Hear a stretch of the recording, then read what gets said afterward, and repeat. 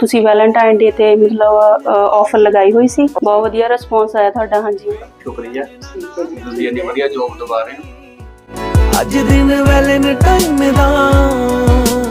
ਹਾਂਜੀ ਰਾਧੇ ਰਾਧੇ ਜੀ। ਹਾਂਜੀ ਰਾਧੇ ਰਾਧੇ ਮੈਮ। ਹਾਂਜੀ ਹਾਂਜੀ ਕਿੱਦਾਂ ਆਏ ਤੁਸੀਂ ਸਾਡੇ ਕੋਲ? ਮੈਮ ਮੈਂ ਤੁਹਾਡੀ ਨਾ ਇੰਸਟਾਗ੍ਰਾਮ ਤੇ ਵੀਡੀਓ ਦੇਖੀ ਸੀ, ਉਹਨੂੰ ਦੇਖ ਕੇ ਆਪਾਂ ਤੁਸੀਂ ਵੈਲੈਂਟਾਈਨ ਡੇ ਤੇ ਮਤਲਬ ਆਫਰ ਲਗਾਈ ਹੋਈ ਸੀ। ਹਾਂਜੀ ਹਸਬੈਂਡ ਵਾਈਫ ਸੀ। ਹਾਂਜੀ ਉਹਨੂੰ ਦੇਖ ਕੇ ਅਸੀਂ ਆਏ ਆ ਤੁਹਾਡੇ ਕੋਲ। ਹਾਂਜੀ ਠੀਕ ਹੈ, ਵੈਰੀ ਗੁੱਡ। ਤੇ ਕਿੱਦਾਂ ਲੱਗਿਆ ਤੁਹਾਨੂੰ, ਅਸੀਂ ਕਿੱਦਾਂ ਡੀਲ ਕੀਤਾ ਤੁਹਾਨੂੰ? ਹਾਂਜੀ ਮੈਮ ਬਹੁਤ ਵਧੀਆ ਲੱਗਾ ਤੁਹਾਡੀ ਆਫਰ ਤੁਸੀਂ ਸਾਨੂੰ ਦਿੱਤੀ ਹੈ, ਬਹੁਤ ਵਧੀਆ ਰਿਸਪੌਂਸ ਆਇਆ ਤੁਹਾਡਾ। ਹਾਂਜੀ ਠੀਕ ਹੈ ਜੀ, ਤੇ ਤੁਸੀਂ ਦੱਸੋ ਜੀ ਤੁਹਾਨੂੰ ਕਿੱਦਾਂ ਲੱਗਿਆ? ਸਾਡਾ ਵੀ ਰਿਸਪੌਂਸ ਸੇਮ ਹੀ ਹੈ ਜੀ, ਬਹੁਤ ਵਧੀਆ ਤੁਹਾਡੇ ਕੋਲ ਆਏ ਹਾਂ। ਨੌਕਰੀ ਪ੍ਰੋਵਾਈਡ ਲਈ ਹੈ, ਤੁਹਾਡਾ ਆਫਰ ਦੇਖ ਕੇ ਤੁਹਾਡਾ ਜੁਆਇਨ ਹੋਇਆ। ਠੀਕ ਹੈ, ਬਹੁਤ ਬਹੁਤ ਧੰਨਵਾਦ ਤੁਹਾਡਾ, ਸ਼ੁਕਰੀਆ। ਠੀਕ ਹੈ ਜੀ, ਤੁਸੀਂ ਇੰਨੀ ਵਧੀਆ ਜੋਬ ਦਵਾ ਰਹੇ ਹੋ।